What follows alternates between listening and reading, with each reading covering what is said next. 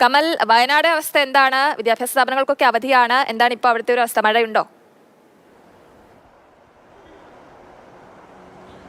ജയലക്ഷ്മി, ഇപ്പോൾ ഈ കാണുന്നത് പോലെ നേരിയ മഴ പെയ്യുന്നുണ്ട്. കഴിഞ്ഞ 3 ദിവസമായി ജില്ലയിൽ റെഡ് അലർട്ട് നിലനിൽക്കുന്നുണ്ട്. ഇന്നലെ വൈകിട്ട് 7 മണിയോടെ ഇന്നലത്തെ അലർട്ട് പിൻവലിച്ചിരുന്നു. അതിനുശേഷം പക്ഷേ ഇന്ന് റെഡ് അലർട്ട് തുടരുകയാണ്.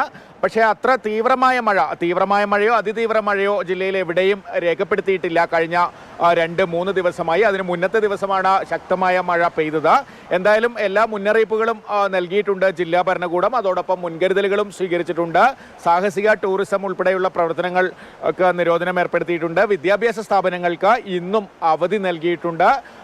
ഇപ്പോൾ മഴയ്ക്ക് ശക്തി കുറവാണെങ്കിൽ കൂടി ജാഗ്രത കൈവിടരുത് എന്ന നിർദ്ദേശമാണ് ജില്ലാ ഭരണകൂടം നൽകുന്നത്. ശരി കമൽ, എന്തായാലും ജാഗ്രത തുടരുക എന്ന് തന്നെയാണ് പറയുന്നത്. പക്ഷേ അതിശക്തമായ മഴ ഇല്ല എന്ന് തന്നെയാണ് കമലും റിപ്പോർട്ട് ചെയ്യുന്നത്. വിദ്യാഭ്യാസ സ്ഥാപനങ്ങൾക്കൊക്കെ തന്നെ അവധിയും പ്രഖ്യാപിച്ചിട്ടുണ്ട്. എന്തായാലും മലയോര മേഖലയിലുള്ളവരൊക്കെ തന്നെ ജാഗ്രത പാലിക്കേണ്ട ഒരവസ്ഥ കൂടിയാണ് ഉള്ളത്.